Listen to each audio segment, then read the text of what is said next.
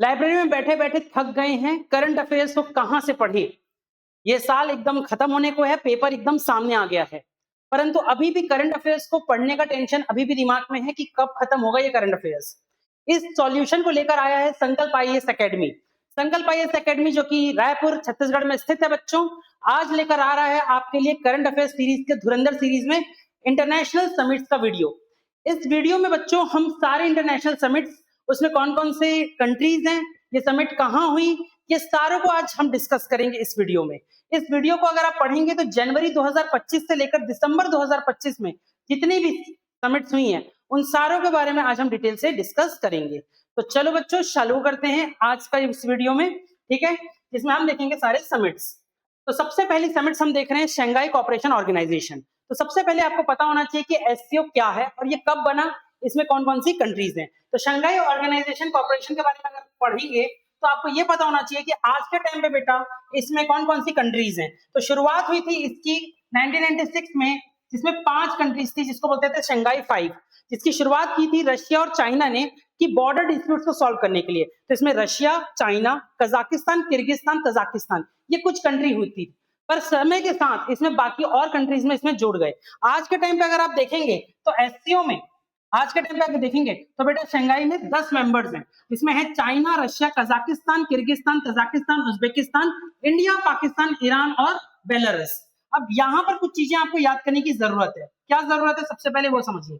सबसे पहले इंडिया और पाकिस्तान इसमें 2017 में एक साथ इसमें मेंबरशिप लेते हैं। शंघाई कोऑपरेशन ऑर्गेनाइजेशन में 2017 में इंडिया और बेलारूस एक साथ जुड़ते हैं, इंडिया और पाकिस्तान एक साथ जुड़ते हैं। ईरान 2023 में जुड़ता है इसमें, और बेलारूस 2025 में इसमें इसकी सदस्यता ग्रहण करता है। तो अपने को पता होना चाहिए कि शुरुआत 1996 में 5 कंट्रीज ने मिलकर की थी, जिसका बेसिक काम था कि बॉर्डर डिस्प्यूट्स को सॉल्व करना। 2017 आते तक के अगर आप देखेंगे तो इंडिया पाकिस्तान एक साथ ज्वाइन किए, 2023 में ईरान ज्वाइन किया और 2025 में बेलारूस। आज के टाइम पे कितनी कंट्रीज हैं, 10। याद करने का तरीका आप समझिए, इसमें चाइना है, रशिया है, 2 कंट्री याद हो गई।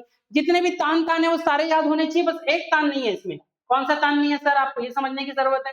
इसमें बेटा तुर्कमेनिस्तान नहीं है। कौन सा तान नहीं है, तुर्कमेनिस्तान। तुर्कमेनिस्तान इसका मेंबर नहीं है, तुर्कमेनिस्तान इसका मेंबर नहीं है, ये आपको याद होने की जरूरत है। तो याद रहेगा 10 मेंबर्स, ठीक है। अगर आप देखते हैं इसका क्या है करंट अफेयर्स, इस बार इसकी जो सबमिट की हुई वो कहां पे हुई सर, तांजाइन में हुई। इसकी सबमिट कहां हुई, तांजाइन। ये कहां पे है सर, चाइना में है। इस समिट कहां हुई, तांजाइन चाइना में। अगली समिट कहां होगी सर, 2026 की। तो 2026 की इसकी जो समिट होगी बेटा वो होगी किर्गिस्तान में। कहां होगी, किर्गिस्तान में। और 2027 की समिट कहां होगी सर, आपके पाकिस्तान में। कहां पे होगी, पाकिस्तान में, ठीक है।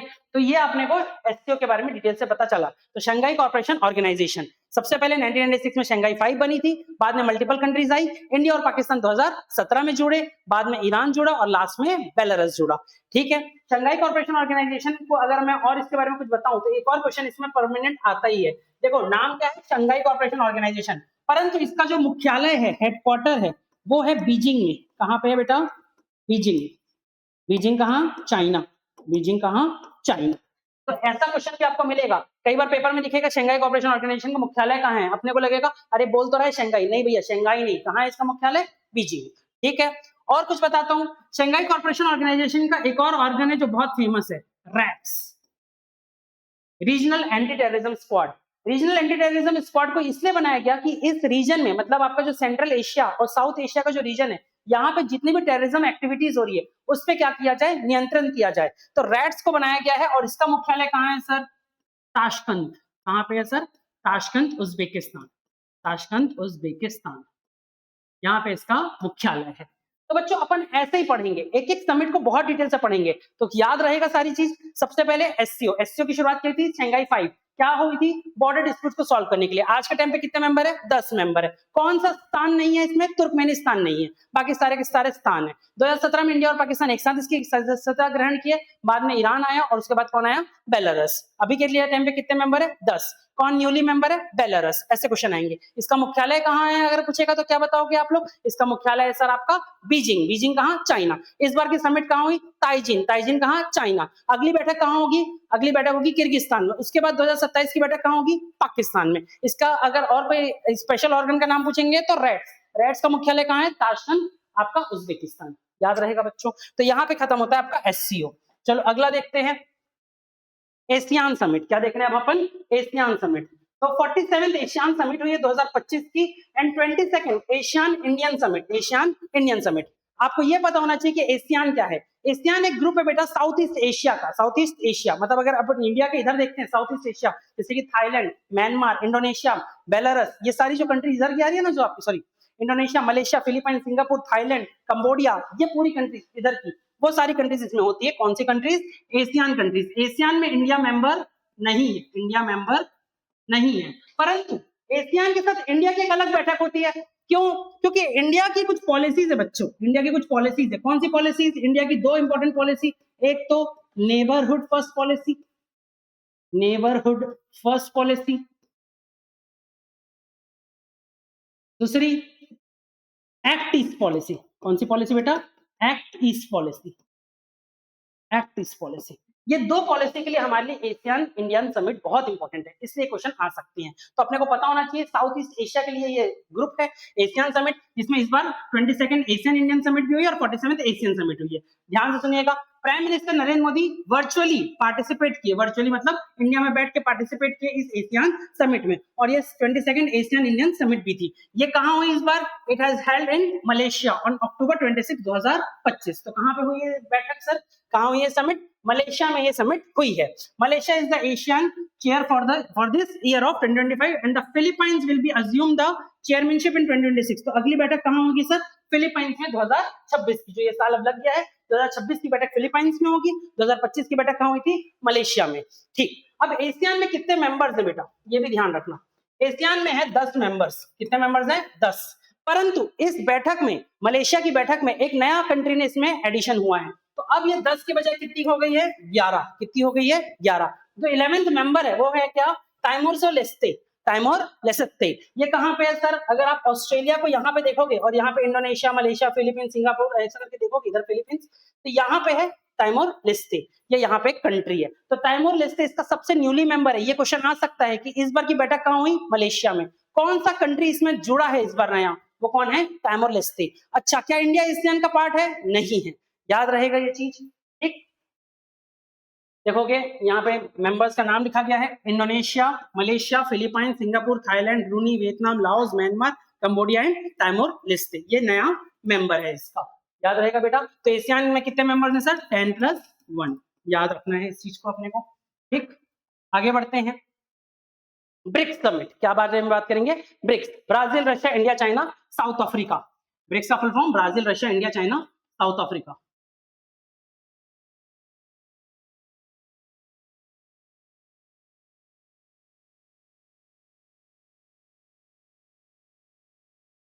अब ध्यान से समझना, BRICS, Brazil, Russia, India, China, South Africa. क्या होता है बेटा?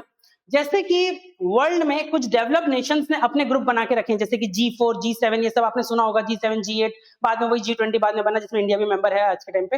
परंतु उसी तरीके से जो डेवलपिंग नेशंस हैं, जो आज डेवलप नहीं हुए, जो वेस्टर्न वर्ल्ड को कहीं ना कहीं काउंटर करते हैं, वो कंट्रीज ने बोला कि फ्यूचर हमारा है, इसके लिए उन्होंने एक ग्रुप बनाया जिसको बोलते हैं ब्रिक्स नेशंस। कौन कौन सी कंट्रीज हैं इसमें? Brazil, Russia, India, China and south Africa. ठीक है, इस कंट्रीज की जो पहली बैठक हुई थी वो कहाँ हुई थी सर? रशिया, 2009 में ये बैठक हुई थी।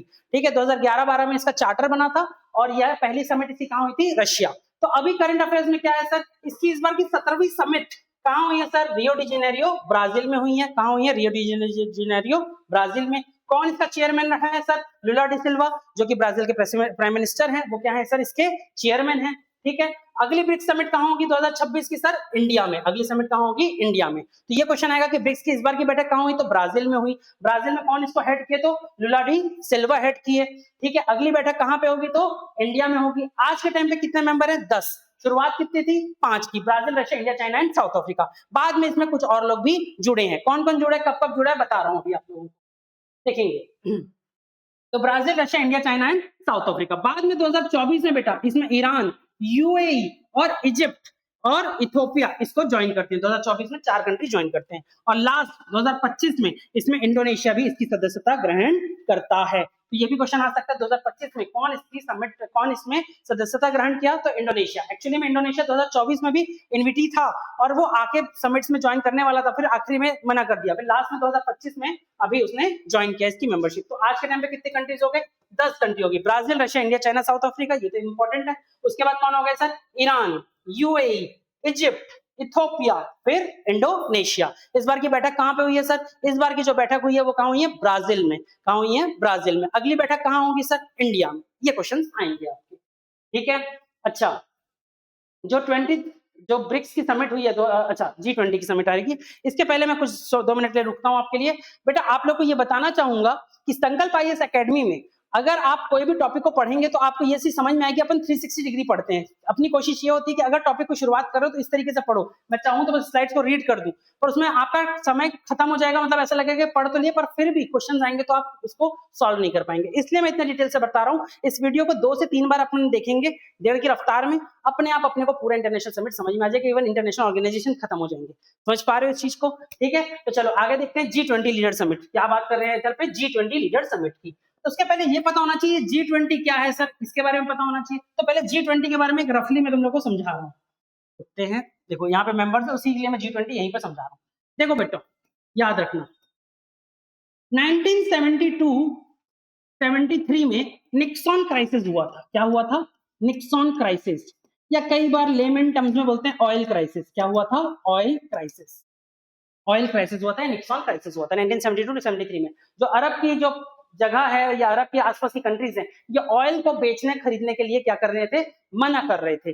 कौन सी कंट्रीज के लिए मना कर रहे थे, वेस्टर्न कंट्रीज के लिए मना कर रहे थे। क्यों मना कर रहे थे, क्योंकि जब इन लोग को पैसा देते हैं तो उन लोग का ये कहना था, ये जितनी भी अरब वाली कंट्रीज थे ये कहना था कि भाई इन लोग इस ऑयल को बेचकर जो पैसा कमाते हैं उससे वो लोग इजराइल को फंड करते हैं, ऐसा इनका कुछ कहना था। तो इन लोग बोले कि हम ऑयल बेचना ही बंद कर देंगे, ऐसा कुछ न्यूज थी।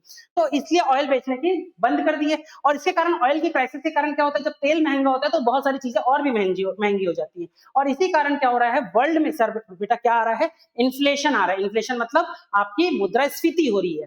और इसी के कारण वर्ल्ड की कुछ कंट्रीज ने मिलकर बोला कि इस टाइप की सिचुएशन को सॉल्व करना है, और इसलिए क्या बनाया गया बेटा, G7 का ग्रुप बनाया गया। G7 ग्रुप बनाया गया।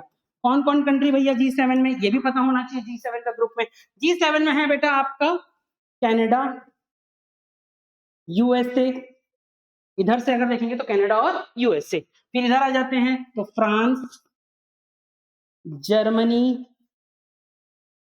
इटली और यूके। तो 4 और 2 6। एक और कौन बचा इधर से, जापान। इन लोग मिलकर बनाते हैं G7। क्या बनाते हैं बच्चा, G7। तो G7 कौन कौन बनाया, किस क्राइसिस के बाद बनाया, तो नेक्सॉन क्राइसिस के बाद, ऑयल क्राइसिस के बाद G7 बनके तैयार हुआ। कौन कौन है इसमें सर, कनाडा, यूएसए, और यहाँ पे क्या है, फ्रांस, जर्मनी, इटली और यूके, और इधर क्या है, जापान। तो पहले तो G7 समझ में आया। समय बदला, 1997 के आसपास आते आते क्या हुआ सर, इसमें रशिया भी जुड़ गया। G7 में कौन जुड़ गया, रशिया। तो ये G7 बाद में क्या बन जाएगा, रशिया के एंट्री होने के बाद G8 बन जाएगा। क्या बन जाएगा, G8। फिर इसमें बहुत बड़ा चेंजेस आएगा। क्या चेंजेस आएगा बेटा, वो समझते हैं। 1997 में थाईलैंड में क्या होता है, थाईलैंड में इन्फ्लेशन आता है। थाईलैंड में क्या आता है, इन्फ्लेशन। और ये इन्फ्लेशन इतना तेज होता है कि थाईलैंड में क्या आ रही है सर, इस इन्फ्लेशन के कारण आसपास की कंट्रीज में भी उसके इफेक्ट्स दिखाई देते हैं, जैसे कि फिलीपाइंस, इधर पे मलेशिया और यहाँ पे सिंगापुर, यहाँ तक की ये इन्फ्लेशन की क्राइसिस दिखाई देते हैं। फिर वर्ल्ड कंट्रीज को लगता है कि सिर्फ और सिर्फ डेवलप नेशन का ग्रुप की जरूरत नहीं है, बल्कि हमें और भी कंट्रीज की जरूरत है, अगर वर्ल्ड में इन्फ्लेशन ना आए या वर्ल्ड में कोई भी फाइनेंशियल क्राइसिस ना आए। और इसी के कारण क्या बनता है सर, G20 बन के तैयार होता है। ठीक है। अब G20 में कौन से ऐसे देश हैं, जो देश जिसकी इकोनॉमी साउंड हो, मतलब जिसकी इकोनॉमी ठीक ठाक हो, वो सारी कंट्रीज इसमें हैं। तो इसमें ये G7 प्लस G8 ये तो होंगे 8 देश तो आपको याद हो गए। इसके अलावा 12 और देश इसमें होंगे। क्या मैं क्लियर हूं बच्चों, G20 याद रहेगा। G20 कब बना, थाईलैंड क्राइसिस के बाद बना। थाईलैंड के जो फाइनेंशियल क्राइसिस है उसके बाद बना। G7 कब बना वो पता होना चाहिए, जो निक्सन क्राइसिस या ऑयल क्राइसिस के बाद बना। G8 कौन आया था, G8 में कौन जुड़ा था, रशिया जुड़ा था। तो पहले 8 कंट्री उनको अलग करते हैं, बाकी बात को देख लेते हैं। तो जैसे पहले अपन बाकी को अलग करते हैं, देखो कनाडा अपन ने पढ़ा है, इसको अलग कर देते हैं। फ्रांस पढ़ा, रशिया पढ़ा, जर्मनी पढ़ा, ठीक है, इनको अलग करते हैं। इटली पढ़ा इधर से, इसको अलग कर देते हैं। जापान पढ़ा, इधर अलग कर देते हैं। फिर आपका यूके पढ़ा, इसको अलग कर देते हैं, और यूएसए पढ़ा, इसको अलग कर देते हैं। देखो 1 2 3 4 5 6 7 और 8, G8 अपने को पता है। अब बाकी कौन जुड़े वो देखते हैं। इसमें बाद में जुड़ा Argentina, Australia, Brazil, China, India, Indonesia, Mexico, Saudi Arabia, south Africa, south Korea, Turkey, European union and African union. ये अफ्रीकन यूनियन इसमें नया एडिशन हुआ है। ये अफ्रीकन यूनियन इसमें नया एडिशन हुआ है। तो याद रखेंगे बेटा अपने G8 plus 12 countries plus African union इसमें एक नया एडिशन हुआ है। तो अब आते हैं इस न्यूज में, G20 की समिट क्या हुई है, कब हुई है। G20 की समिट इस बार हुई है कहां पे सर, जोहानिसबर्ग में। कहां पे, जोहानिसबर्ग, साउथ अफ्रीका में हुई है। पहली बार G20 की समिट इस बार अफ्रीकन सॉइल में हो रही है, इसलिए इंपॉर्टेंट है। दूसरा इसलिए इंपॉर्टेंट है, इस समिट में ट्रम्प चाचा गए नहीं थे। इसमें ट्रम्प चाचा नहीं गए थे, तो ट्रम्प भैया नहीं गए थे इसमें, इसलिए भी ये इंपॉर्टेंट हो जाता है। ठीक, तो याद रखना G20 के समिट कैसे है, कौन कौन से लोग हैं। तो इस बार समिट कहां हो रही है, जोहानिसबर्ग, साउथ अफ्रीका में। ठीक है, the theme was solidarity, equality and sustainability. Solidarity, equality and sustainability, याद रहेगा, बोलो मेरे साथ, सॉलिडारिटी, इक्वालिटी एंड सस्टेनेबिलिटी। पहली बार कहां हो रही है समिट, अफ्रीकन सॉइल में। ठीक है, होस्ट कौन थे sir, south African president Cyril Ramaphosa. It is the first G20 summit which is hosted in the African soil. अभी बताया मैंने आप लोगों को, इसमें ट्रम्प इसमें शिरकत नहीं की रही है, ट्रम्प इस समिट को अटेंड नहीं किया था, याद रहेगा। ठीक, तो G20 समिट याद रहेगा बेटा अपने को, सारी 20 कंट्रीज याद होनी चाहिए, G7, G8 और G20 भी पता होना चाहिए। थाईलैंड क्राइसिस के बाद कंट्रीज बन के तैयार भी। ठीक है, अगली समिट कहां होगी, G20 की जो नेक्स्ट समिट होगी बेटा, वो कहां हो रही है, 21st समिट कहां हो रही है, नेक्स्ट समिट होगी यूएसए में। कहां होगी, यूएसए में, मियामी, यूएसए। ठीक है, कोई भरोसा नहीं डोनाल्ड ट्रंप इसमें बेटा पाकिस्तान को स्पेशल इम्यूनिटी बुला ले, ये भी मैं बता रहा हूं, जो डिस्कस अभी चल रहा है, जो करंट अफेयर्स में न्यूज चल रही है। तो अपने को पता होना चाहिए G20 की लास्ट समिट कहां हुई है सर, 2025 की समिट, बोलो मेरे साथ, हुई है सर साउथ अफ्रीका के जोहानिसबर्ग में। ठीक है, साइरिल रामाफोसा उसके प्रेसिडेंट थे। G20 बना कैसे, 1997 ऑयल क्राइसिस के बाद बना। क्या इसमें रशिया है कि नहीं है, है। क्या इसमें इंडिया है कि नहीं है, है। क्या ट्रंप इसमें अटेंड किए, नहीं अटेंड किए। G20 क्या हो जाता है, डेवलप प्लस डेवलपिंग कंट्रीज का है। क्या इसमें पाकिस्तान है, नहीं। या इसमें कोई भी ब्रुनाई, इसमें आपका जैसे रवांडा, कोलंबिया, ये सब है क्या, नहीं है, इसमें छोटे देश नहीं है। ठीक है, आगे बढ़ते हैं। देखो मैं भी G7 पढ़ाया था, G7 आपके पास करंट अफेयर्स में भी इस बार। ठीक है, तो G7 में कितनी कंट्रीज होती है, अभी आपको बताया था बेटा आपको, कनाडा, यूएसए, फिर इधर पे इटली, फ्रांस, जर्मनी, यूके और इधर पे जापान। ये 7 कंट्रीज मिलकर क्या बनाते हैं, G7। The 51st G7 summit was held from June 15 to June 17 in the mountain resort towns of the Carasquis located in Banff, Alberta, Canada। तो मुद्दे की बात, कनाडा में ये समिट हुई। कहाँ हुई है बेटा, कनाडा में। और ये बेटा ऐसा कोई इनकी ना कोई हेडक्वार्टर या कोई वो नहीं है, ये हर साल क्या होती है, ये अपने आप में मेंबरशिप वाइज इनकी समिट्स क्या हो जाती है, चेयर चेंज होती रहती है। ठीक है, दूसरा, it was hosted by the Canadian prime minister, क्या नाम है हमारा सर, मार्क कैर्नी। ये इंपॉर्टेंट इंसान है जिस बार इस समिट को हेड किया है। आगे बढ़ते हैं सर, ये इसके मेंबर्स ने अभी बताया था, France, Germany, Italy, UK, Japan and USA and Canada. ठीक है, आगे बढ़ते हैं।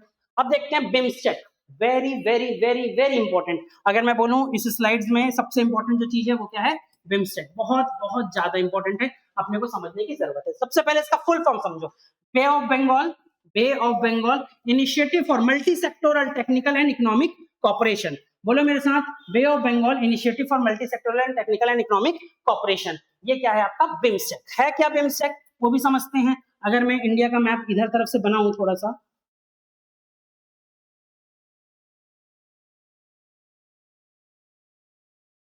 अगर मैं बनाऊं तो ये है आपका बे ऑफ बंगाल। ये क्या है बेटा, बे ऑफ बंगाल। तो बे ऑफ बंगाल की जो बॉर्डरिंग कंट्रीज हैं उनका बनाया गया है ये ऑर्गन, या ये ऑफिशियल आपकी ऑर्गेनाइजेशन, जिसका क्या नाम रखा गया है, BIMSTEC, bay of Bengal initiative for multi sectoral technical and economic cooperation. ठीक है, अब इसकी शुरुआत कैसे हुई वो भी समझाता हूं बेटा, याद करवा दे रहा हूं एक बार में। इसकी शुरुआत हुई थी बिस्ट एक्ट से। क्या नाम से शुरुआत हुई थी, बिस्ट एक्ट। इसमें बी से क्या है सर आपका, बांग्लादेश, आई से क्या है, इंडिया, एस से क्या है, श्रीलंका, टी से क्या है, थाईलैंड। बोलो मेरे साथ, बांग्लादेश, इंडिया, श्रीलंका और थाईलैंड, बिस्ट। और ये क्या है, इकोनॉमिक कॉपरेशन। इसकी शुरुआत होती है बिस्ट एक्ट से। ठीक है, बिस्ट एक्ट से इसकी शुरुआत होती है। बाद में इसमें कौन जुड़ जाता है सर, बाद में इसमें म्यांमार, नेपाल और भूटान इसमें जुड़ जाता है। म्यांमार, नेपाल और भूटान इसमें जुड़ जाता है। म्यांमार, नेपाल और भूटान जुड़ जाता है। तो बिस्ट मतलब 4, 4 और 3 7। तो कितने कंट्रीज हैं सर बिस्टेक में, बिम्स्टेक में, 7 कंट्रीज है। तो Bay of Bengal multi sectoral technical and economic cooperation BIMSTEC, इसकी जो 6th समिट है वो कहाँ पे हो रही है सर? वो अपने आपको बता रहा हूं मैं, इसकी समिट हुई है बैंकॉक, बैंकॉक मतलब थाईलैंड में इसकी समिट हुई है। ठीक है, अच्छा इसको बनाया किस डिक्लेरेशन से? ये भी क्वेश्चन बहुत बार आया है करंट अफेयर्स के साथ, ये भी बहुत इंपॉर्टेंट है। ये बैंकॉक डिक्लेरेशन से बनाया गया है। कौन से डिक्लेरेशन से बनाया गया बेटा? बैंकॉक डिक्लेरेशन से बनाया गया है 1997 के, बैंकॉक डिक्लेरेशन ऑफ 1997। अच्छा इसका हेडक्वार्टर कहाँ है ये भी पूछा जाता है। हेडक्वार्टर है इसका ढाका। हेडक्वार्टर कहाँ है? ढाका। ढाका कहाँ? बांग्लादेश में। तो 1997 में बैंकॉक डिक्लेरेशन से बनाया गया था बिस्टेक, जिसमें कितनी कंट्री थी? बांग्लादेश, इंडिया, श्रीलंका और थाईलैंड, और इकोनॉमिक कोऑपरेशन। बाद में कौन कौन जुड़े? म्यांमार, नेपाल और भूटान जुड़ गए। आज के टाइम में कितने हैं सर? 7 लोग हैं। 7 में सर इनका हेडक्वार्टर कहाँ है? ढाका। कहाँ है? ढाका। इस बार की जो बैठक थी वो कहाँ हुई थी? बैंकॉक। इसलिए बताया मैंने आपको बैंकॉक डिक्लेरेशन याद रखना इस चीज को। आगे बढ़ते हैं बच्चों। ठीक है, ये देखो कितने हैं? 7। शुरुआत कैसे हुई थी? बिस्टेक से। बांग्लादेश, भूटान, इंडिया, नेपाल, आपका म्यांमार, श्रीलंका और थाईलैंड, ये 7 देश हो गए आपके। ठीक है, दे आर द 7 मेंबर्स। ठीक है, आगे बढ़े। न्यू चेयर, अगली चेयर अभी अभी किसके पास है? बैंकॉक थाईलैंड के पास है। अगली चेयर किसको मिलेगी वो इंपॉर्टेंट है। बांग्लादेश को अगली चेयर मिलेगी। Bangladesh officially become the new chair of the BIMSTEC for the next 2 years. तो 2025 के बाद 2026 और 27 इसके पास रहेगा सर बांग्लादेश। तो बिम्स्टेक की इस बार की बैठक कहाँ हुई बच्चों?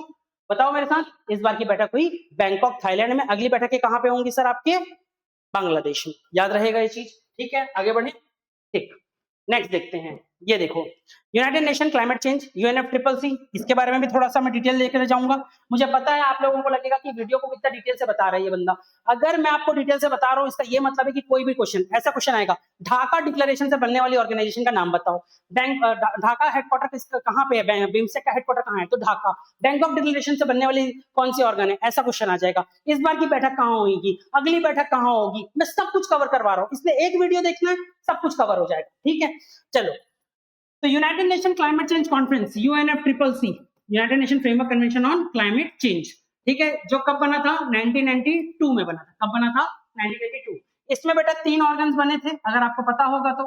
3 ऑर्गन्स बने थे। कौन कौन सा? CBD, combating of desertification. ठीक है, फिर आपका UNCCD, ठीक है, UNFCCC।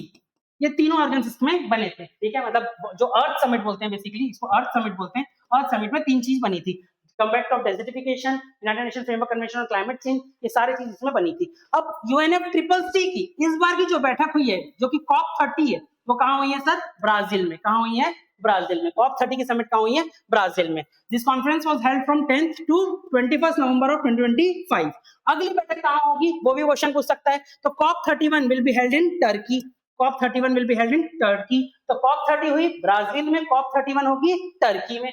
COP32 कहां पे होगी सर? इथोपिया में। COP32 कहां होगी? इथोपिया में। तो तीनों साल कवर करते हैं। इस बार की बैठक कहां होगी? ब्राजील में हुई।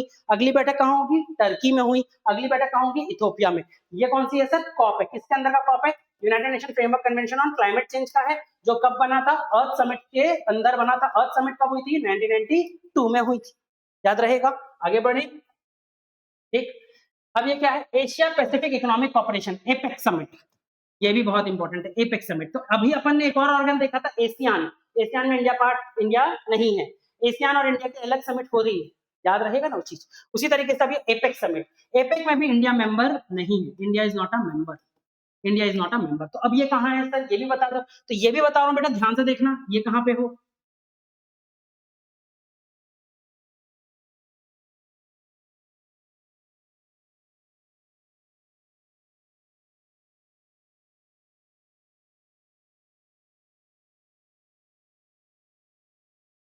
ये जो दिख रहा है आपको पैसिफिक ओशन, पैसिफिक ओशन, ये आपका क्या हो गया? North America, south America, Asia, और ये आपका क्या हो गया? श्रीलंका। इधर क्या हो गया? ऑस्ट्रेलिया। तो ये जो पैसिफिक ओशन है, जो आपने सुना भी होगा पैसिफिक रिंग ऑफ फायर, तो इसके आसपास में ये एशिया है और ये पैसिफिक है। तो इन दोनों से बोला जाता है एपेक, एशिया पैसिफिक रीजन। तो यहाँ पे हो रही है एपेक समिट। ठीक है, इसी के ऊपर क्या हो रही है? APEC summit. इंडिया इसका मेंबर नहीं है। इंडिया इसका मेंबर नहीं है। तो ये पैसिफिक रिंग ऑफ फायर के पास की जो बॉर्डरिंग कंट्रीज है, जैसे अगर मैं बोलूंगा तो यहाँ पे कनाडा, यहाँ पे USA, यहाँ पे मैक्सिको, यहाँ पे पेरू, यहाँ पे चिली, तो ये जो कंट्रीज हो गई, यहाँ पे ऑस्ट्रेलिया, इंडोनेशिया, मलेशिया, फिलीपाइन, ठीक है, ये सारी कंट्रीज। तो यहाँ से कंट्रीज जितनी भी हैं वो होती है एपेक के मेंबर्स। याद रहेगा।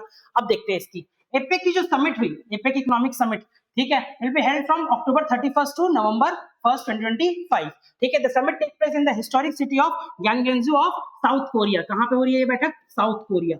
अब ये क्यों इंपॉर्टेंट है बेटा वो बता रहा हूं। यहाँ पे ट्रम्प और शी जिनपिंग ये दोनों बैठ के बात किए भाई, चाइना के और यूएसए के दोनों सबसे ताकतवर व्यक्ति पूरे दुनिया के, ये दोनों बैठ के बात किए थे, इसलिए ये समिट बहुत इंपॉर्टेंट है। तो एपेक समिट कहां पे हुई है सर? साउथ कोरिया में हुई है। कौन से रीजन को ये डिस्प्ले करता है? एशिया पैसिफिक रीजन को डिस्प्ले करता है। क्या इंडिया इसका पार्टिसिपेट है? नहीं है। सॉरी, इंडिया इसका मेंबर है? नहीं है इसका मेंबर। ऐसे क्वेश्चन आपको आएंगे। एपेक कब बना था? 1989 में बना था।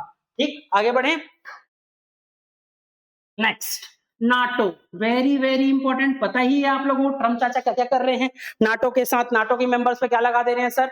टैरिफ लगा दे रहे हैं। ठीक है, तो नाटो बहुत इंपॉर्टेंट है इस बार का, तो ये भी क्वेश्चन आ सकता है नाटो के ऊपर। तो नाटो की इस बार जो बैठक हुई है for the very first time, it has happened in Netherlands. It has happened in Netherlands on June 24 to 25 at the world forum in the Hague, Netherlands. ठीक है, अगली बैठक कहां होगी? Turkey will host the 2026 NATO summit. तो इस बार की बैठक कहां हुई और उस पिछली बैठक कहां हुई? ठीक है, तो ये इंपॉर्टेंट है। नीदरलैंड में इस बार बैठक हुई, नीदरलैंड मतलब यूके, और अगली बैठक कहां होगी? टर्की में होगी। याद रहेगा ये चीज।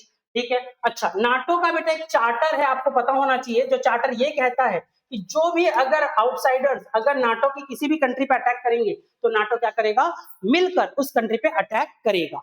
याद रहना चाहिए इस चीज को। दूसरा, नाटो में अभी जो डोनाल्ड ट्रम्प साहब है ग्रीनलैंड को कब्जा करने की बात कह रहे हैं, और वो वर्ल्ड ऑर्डर या वर्ल्ड की जितनी भी पॉलिटिकल लॉज हैं उनको मान नहीं रहे हैं, इसलिए इस बार न्यूज में रहा है। तो नाटो को बहुत डिटेल से देखने की जरूरत है, वो अपन अलग से डील कर लेंगे। अभी के लिए नाटो की बैठक कहां हुई है? नीदरलैंड्स में। अगली बैठक कहां होगी? Turkey. Next, AI Action Summit 2025. The summit has been co-chaired by Prime Minister Narendra Modi ji and the French President Emmanuel Macron. Emmanuel Macron और नरेंद्र मोदी जी ने मिलकर AI एक्शन समिट 2025 की पेरिस में बैठक में शामिल हुए थे on fostering the global cooperation in AI development. तो ये याद रखना है। और ये भी इंपॉर्टेंट है कि अगली समिट कहां होगी? तो अगली AI समिट कहां होगी सर? 2026 की इंडिया में। तो ये क्वेश्चन भी बन सकते हैं। Next summit will took place in India. Next summit कहां होगी? इंडिया में। इस बार हुई थी कहां पे सर? आपके फ्रांस में हुई थी, पेरिस में। ठीक है, और इमैनुअल मैक्रोन और नरेंद्र मोदी जी दोनों इसमें शिरकत किए थे। ठीक है, AI एक्शन समिट। नेक्स्ट करते हैं sir, world health organisation global summit on traditional medicine 2025। Global medicine on traditional medicine के बारे में बात हो रही है सर। ग्लोबल ट्रेडिशनल मेडिसिन के बारे में बात हो रही है। ठीक है, ये किसने होस्ट किया था? Ministry of Ayush and WHO ने मिलकर इसको को होस्ट किया है। वेन्यू कहां था सर? भारत मंडपम। कहां पे? न्यू दिल्ली। भारत मंडपम न्यू दिल्ली में इसकी समिट होस्ट हुई थी। Follows the first summit in Gujarat. पहली समिट कब हुई थी इसकी? 2023 गुजरात में, और इस बार 2 साल बाद 2025 में कहां पे हो रही है सर? ये आपके भारत मंडपम न्यू दिल्ली में हो रही है। तो आपको पता होना चाहिए, मिनिस्ट्री ऑफ आयुष वैसे ही बहुत न्यूज में है। इस बार का बजट भी देखेंगे तो आयुष मिनिस्ट्री के माध्यम से सर क्या हो रहा है? नए ट्रेडिशनल कॉलेजेस के बारे में बात हो रही है। ठीक है, तो ये भी न्यूज में रहेगा। आगे बढ़ते हैं। नेक्स्ट, 20th यूनेस्को ICH का मतलब intangible cultural heritage. Intangible cultural heritage committee session के बारे में डिस्कशन हो रहा है, मतलब बैठक हो रही है। तो आपको पहले तो ये पता होना चाहिए इंटेंजिबल कल्चरल हेरिटेज क्या होता है। कुछ ऐसे रीति रिवाज, कुछ ऐसे कल्चरल एक्टिविटीज जिसको इसमें क्या रखा जाता है, इस यूनेस्को की इस लिस्ट में रखा जाता है, so that we can conserve that culture, we can conserve that, मतलब उनके तौर तरीकों को हम कंजर्व कर पाए, अपने आगे के जनरेशन को पास कर पाए। तो इस बार बहुत इंपॉर्टेंट है। क्यों इंपॉर्टेंट है? क्योंकि 2025 में बेटा दीपावली को इसमें जगह दी गई है। दीपावली को इस लिस्ट में जगह दी गई है। दीपावली को इसमें जगह दी गई है। देखो, Diwali has been listed in 2025 list. याद रखना है आपको। ठीक है, अगर मैं 2023 की बात करूं तो ये भी याद रखना है, गरबा को दिया गया था लिस्ट में एंट्री। और उसके पहले अगर देखूं तो आपको अगर पता होगा तो योगा को दिया गया था। ठीक है, कुंभ मेला को 2017 में दिया गया था। तो बहुत इंपॉर्टेंट है ये चीज। तो उस लिस्ट को देखना है, रिसेंट कौन सी चीज अटैच हुई है, तो आपको पता होना चाहिए दीपावली को इसमें जोड़ा गया है। ठीक है, तो 20th UNESCO ICH committee session हुआ है कहां पे sir? New Delhi, red fort में। ठीक है, it's a global meet on UNESCO intangible cultural heritage nominations. ठीक है, और इंडिया ने दीपावली को इसमें जुड़वाया है। वेरी इंपॉर्टेंट, याद रखने की जरूरत है। Next, very very very important, international institute for democracy and electoral assistance, IDEC। ठीक है, आइडिया। ठीक है, international institute for democracy and electoral assistance, international idea, ठीक है। इसमें पहली बार इंडिया को इसमें चेयरमैनशिप मिल रही है, ठीक है। India to assume international IDEA chairship for the first time take over on the 3 December 2025। तो क्या है सर, वर्ल्ड में बेटा आप सबको पता होगा कि वर्ल्ड में India is the global world की सबसे बड़ी कंट्री जहां पे एक्चुअली डेमोक्रेसी परफॉर्म होती है। डेफिनेटली कुछ ना कुछ डेमोक्रेसी में कुछ ना कुछ आपको एक्टिविटीज ऐसे दिखाई देंगे जो आपको लगेगा कि डेमोक्रेसी के खिलाफ है, परंतु इतना बड़ा देश, इतनी बड़ी पॉपुलेशन, इतनी बड़ी डेमोग्राफी, इतनी बड़ी ज्योग्राफी, उसके बावजूद भी डेमोक्रेसी परफॉर्म होती है। And every person who is above 18 has a right to vote. हर 18 साल के ऊपर बड़े व्यक्ति को वोट देने का अधिकार है। तो यहाँ पर आपको पता होना चाहिए कि आईडीए में इंडिया को क्या मिली है, पहली बार चेयरमैनशिप मिली है, विच शोज कि इंडिया की डेमोक्रेसी अभी भी वाइब्रेंट है, वर्ल्ड में अभी भी इसको सराहा जाता है। तो ये पता होना चाहिए। इसका टेन्योर क्या है, 2025-26 में है। कौन रिप्रेजेंट किए, ज्ञानेश कुमार। ज्ञानेश कुमार कौन है सर, हमारे चीफ इलेक्शन कमिश्नर। क्या है सर, हमारे चीफ इलेक्शन कमिश्नर। और आपको पता होना चाहिए कि इनका टर्म पीरियड कितने साल का होता है, 6 इयर्स का होता है। अब बात करते हैं चीफ इलेक्शन कमिश्नर की। तो चीफ इलेक्शन कमिश्नर वगैरह के बारे में आर्टिकल 324 आपको ये बताता है कि there should be an electoral commissioner जो क्या करेगा, पूरा इलेक्शन को देखेगा। अच्छा, इलेक्शन कमीशन ऑफ इंडिया कौन कौन सा इलेक्शन हेल्ड करती है, Lok Sabha, Rajya Sabha, president and vice president, इनके बारे में पूरा इलेक्शन कंडक्ट कराती है। ये भी क्वेश्चंस आते हैं आपको, ठीक है। तो ज्ञानेश कुमार आपको पता होना चाहिए, इस समिट में गए थे। ये कहाँ हुई थी, वेन्यू स्टॉकहोम स्वीडन, यहाँ पे ये गए थे और इस समिट में शिरकत किए थे और हम भी चेयरमैन इसके थे, ठीक है। ज्ञानेश कुमारी इसके चेयरमैन थे, ठीक है। It reflects the trust in India democratic and electoral system. अब क्या है कि कई नेगेटिव पार्टीज हैं, कुछ अपोजिशन हैं, कुछ हैं, तो definitely they have certain agenda, वो उस चीज को प्रूव करते हैं, परंतु अपने को तो क्या है, पेपर निकालना। अपने को पता होना चाहिए international institute for democracy and electoral assistance में इंडिया को चेयरमैनशिप मिली है। कहाँ हुई बैठक सर, स्टॉकहोम स्वीडन में हुआ ये चीज को। इंडिया की तरफ से कौन गए, ज्ञानेश कुमार जो क्या है हमारे chief election commissioner. Election commission of India के बारे में कहाँ पे आप मेंशन है, आर्टिकल 324 में। अच्छा, कब बनी थी अपनी बॉडी, ये भी सब पूछा जाता है। तो 25 जनवरी, अगर पता हो आप लोगों को, 25 जैन 1950 को बनी थी चीफ इलेक्शन कमीशन बॉडी हमारी, और इसी से नेशनल वोटर्स डे बनाया जाता है 25 जनवरी को। ये सब भी क्वेश्चंस बनते हैं आपके पेपर में, ठीक है। आगे बढ़े, ग्लोबल बिग कैट समिट, क्या पढ़ रहे हैं बेटा, ग्लोबल बिग कैट समिट। आपको पता होना चाहिए कि इंडिया का प्रोजेक्ट टाइगर 1973 में आया था। प्रोजेक्ट टाइगर कब आया था, 1973 में। और प्रोजेक्ट टाइगर के 50वीं सालगिरह में, in the 50th anniversary of project tiger, India ने लॉन्च किया था क्या, ग्लोबल बिग कैट्स। क्या लॉन्च किया था, global big cats. Global big cats मतलब सारे के सारे बिग कैट्स को प्रोटेक्ट करने की बात की थी इंडिया ने 2023 में। तो प्रोजेक्ट टाइगर 1973 में आया था, ठीक है। और उसको देखकर उसकी 50वीं सालगिरह में क्या लेकर आया था इंडिया ने, इंडिया का ही ये प्लान था, ग्लोबल बिग कैट्स प्रोग्राम, ठीक है। तो आईबीसीए बोलते हैं, इंटरनेशनल बिग कैट अलायंस बोलते हैं बेसिकली इसको, इंटरनेशनल बिग कैट अलायंस। इसमें बेसिकली आपकी 7 बिग कैट्स होती है। कितनी बिग कैट्स होती है बेटा, 7 बिग कैट्स। कौन कौन से 7 big cats sir, tiger, lion, leopard, snow leopard, jaguar, cheetah and puma. 1 2 3 4 5 6 और 7, ठीक है। तो 7 बिग कैट्स है, बोलो मेरे साथ, tiger, lion, leopard, snow leopard, jaguar, cheetah and puma. कितनी बिग कैट्स हैं, 7 बिग कैट्स हैं। इन 7 बिग कैट्स को प्रोटेक्ट करने की बात की गई है इस समिट में। इंडिया में कौन सी बिग कैट इसमें से नहीं मिलती, ये भी क्वेश्चन आता है। तो जैगुआर और प्यूमा इंडिया में नहीं मिलता, जैगुआर और प्यूमा इंडिया में नहीं मिलता। बाकी दुनिया का इंडिया ही एक ऐसा देश है जिसमें 5 बड़ी बिग कैट्स मिलती है। कौन कौन सी, tiger, lion, leopard, snow leopard and cheetah. ये 5 हमारे यहाँ मिलती है। कौन सी नहीं मिलती, तो जैगुआर और प्यूमा इंडिया में नहीं मिलता। ये भी आपके क्वेश्चंस बन सकते हैं। तो इंटरनेशनल बिग कैट अलायंस कब बनी, 2023 में बनी। क्यों बनाई गई, 50वीं सालगिरह प्रोजेक्ट टाइगर की, ठीक है। तो होस्ट कंट्री कौन थी सर इस बार भी, 2026 की इंडिया। वेन्यू क्या था, न्यू दिल्ली। किसकी अध्यक्षता में हुई थी, यूनियन एनवायरमेंट मिनिस्ट्री, क्या नाम है, भूपेंद्र यादव जी के अध्यक्षता में इसको बनाया गया था, ठीक है। What is the basic purpose, the global cooperation for the big cats conservation. इन बड़ी कैट्स को कंजर्व करने के लिए प्रोग्राम को बनाया गया है। याद रखना है अपने को 7 बिग कैट्स, जिसमें इंडिया में कौन सी नहीं है सर, तो जैगुआर और प्यूमा। ये क्वेश्चन भी बन सकते हैं, याद रखेंगे अपन। आगे बढ़ते हैं, 8th इंटरनेशनल सोलर अलायंस, ठीक है। तो पहले तो इंटरनेशनल सोलर अलायंस के बारे में जानते हैं। आपको पता होगा कि अर्थ के बीच में ये भूमध्य रेखा है, जिसको क्या बोलते हैं अपन, इक्वेटर, और उसके ऊपर और नीचे ट्रॉपिक ऑफ कैंसर और ट्रॉपिक ऑफ कैप्रिकॉर्न, कर्क रेखा और मकर रेखा। कर्क रेखा और मकर रेखा। अब आप सबको पता होगा कि इनमें सबसे ज्यादा सनलाइट पड़ती है, इसमें सबसे ज्यादा सनलाइट पड़ती है, और सनलाइट को आप कन्वर्ट कर सकते हैं इलेक्ट्रिकल एनर्जी में। किसके माध्यम से? सोलर अलायंसेस के माध्यम से। तो ये सोलर का जो अलायंस है, ये सोलर का जो बेसिकली सोलर सिस्टम का जो सोलर सिस्टम बोल रहा हूँ, सोलर का जो अपन का कन्वर्जन का है, इसके लिए बेसिकली एक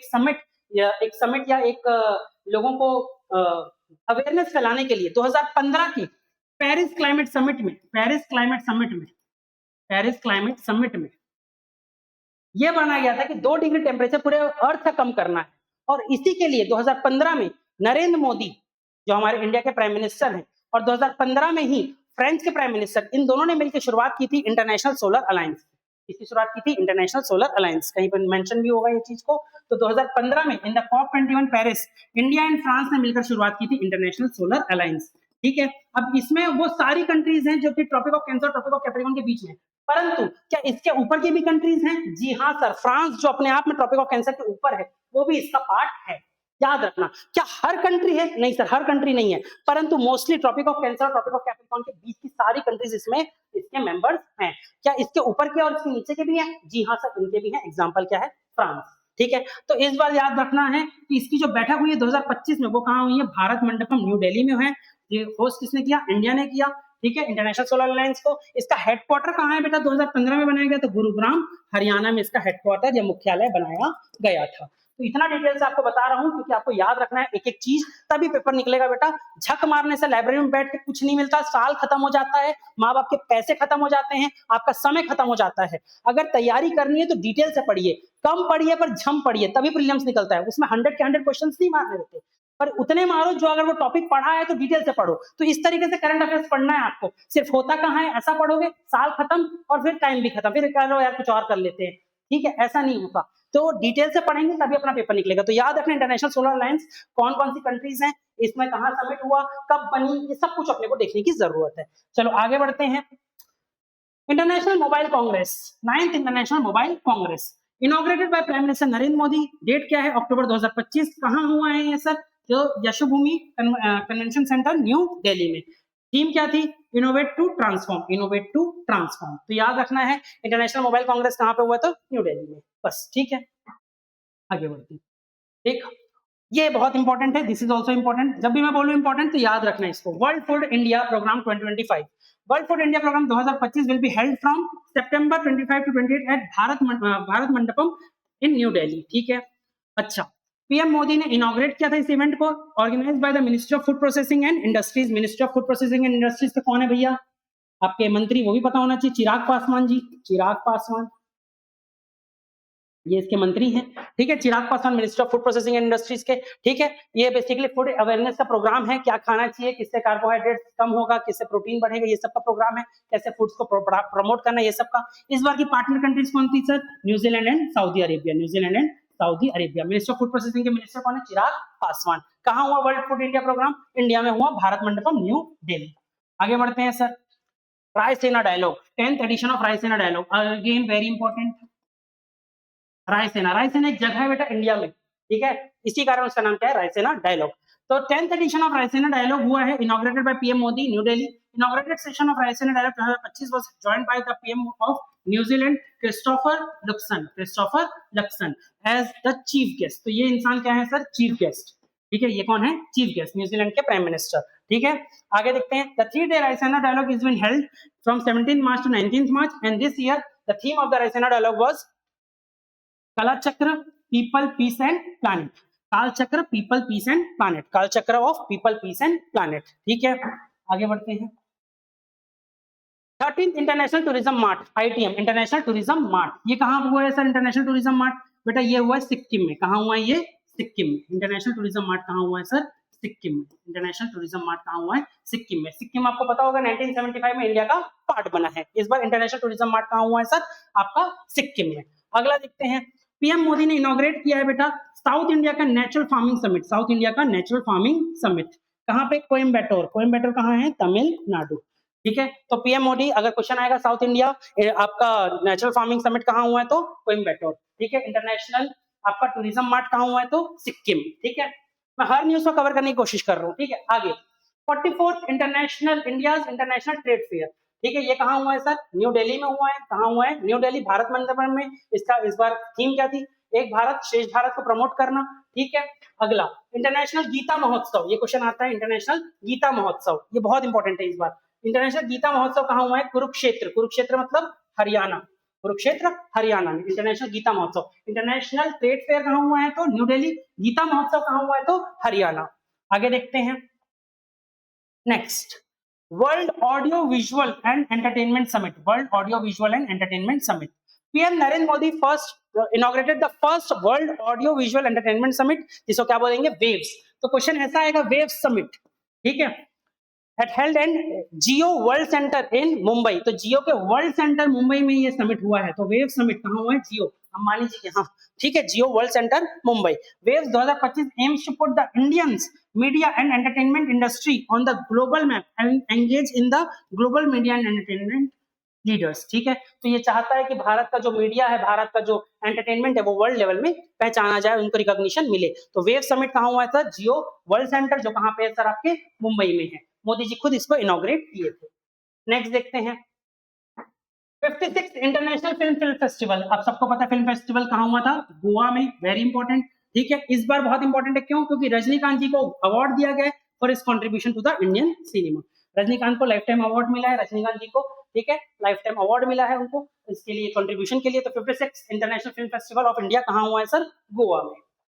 लास्ट हम खुद, तो संकल्प आईएएस एकेडमी बेटा, ये एकेडमी सिर्फ माउथ पब्लिसिटी से चल रही है। ये एकेडमी हम ज्यादा पब्लिसिटी या पोस्टर्स वगैरह पे भरोसा नहीं करते।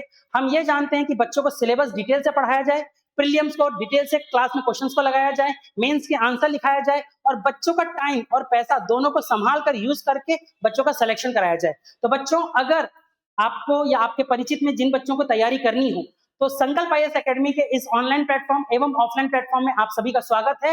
आप आएंगे और हमारे कुछ कम से कम 10 क्लास के डेमोज लीजिए, और अगर आपको लगता है कि ये एकेडमी वाकई में आपके लिए अच्छी है, आपका सिलेक्शन करवा सकती है, तो आइए और ज्वाइन कीजिए। आपको कोई भी टाइप के डाउट्स हो, नीचे दिए गए नंबर पे हमें संपर्क कर सकते हैं। धन्यवाद, ऑल द बेस्ट। इसके बाद भी और भी वीडियोस आ रहे हैं आपके लिए, जिसमें आपका पूरा करंट अफेयर्स मेरे द्वारा कवर करवाया जाएगा। धन्यवाद बच्चों, थैंक यू।